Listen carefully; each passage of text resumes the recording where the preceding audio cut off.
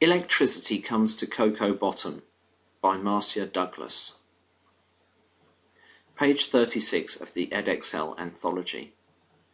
It would be helpful if you could print out the poem so that you can make notes on it. You should pause this video now and read the poem. When you restart the video, make sure you have some coloured pens and pencils ready so that you can make some notes. Pause the video regularly so that you have time to write down anything important. Read the poem now.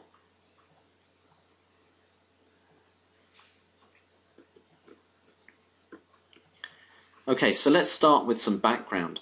Marcia Douglas was born in England but grew up in Jamaica. She has written this poem about her experiences there.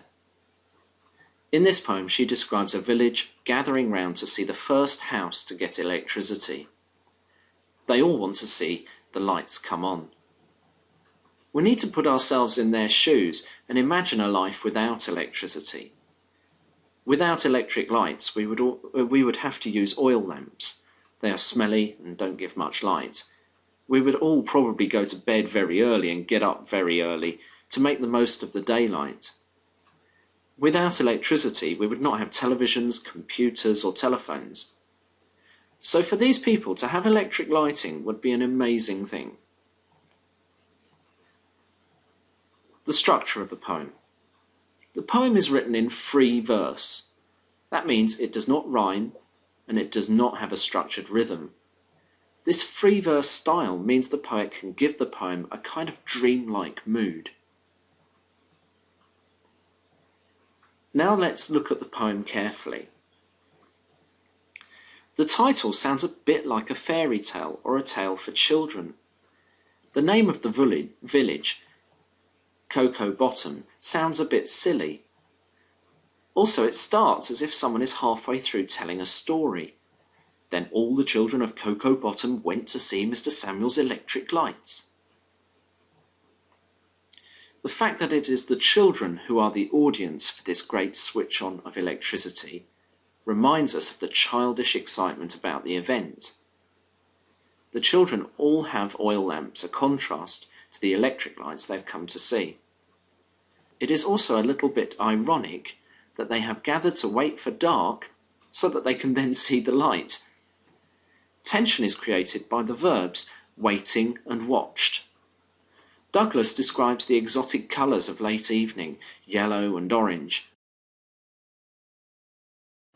Again, this makes the scene seem very dreamy or fairy tale-like. Granny Patterson is also trying to see the electric lights. Even her name sounds made up. The fact that she is there with the children shows that the event unites young and old. Douglas uses a simile to describe the electric cable to Mr. Samuel's house. She says it's like a pencil line. The effect of this is to compare the scene to a kind of sketch or drawing. This again makes the scene sound like a fantasy or a dream. The poet describes the fireflies as if they are also waiting for the lights, their lanterns off. This image reminds us that nature can make light effortlessly. The fireflies can light up the night easily, but for people, it's a real effort that needs lamps or electricity. This last part of the stanza personifies nature as if it also gathers round to marvel at this thing called electricity. Personification is where non-living things are given human characteristics. So here the breeze is described as coming home and holding its breath. The night closes in. The poet uses the simile like curtains closing. This simile is effective because the closing of curtains is something we do in the evening. The pace of the poem slows right down. The repetition of closing, closing gives the impression that it is the end of the poem. Night has fallen, and then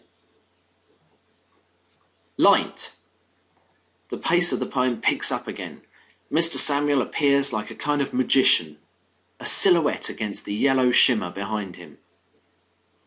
As well as words describing sight, there are also many words describing sounds. Douglas has written a poem to appeal to all our senses. There are the fluttering of wings and the gasp of the crowd. The bird sound is described as tweet-a-wit, which is an example of onomatopoeia. The poet again uses repetition with swaying, swaying, and swelling, swelling. The effect of this is again a kind of sensory overload to communicate the intensity of the event. Again, nature is personified. The grass bent forward. Like so many bowed heads, the wind whispered.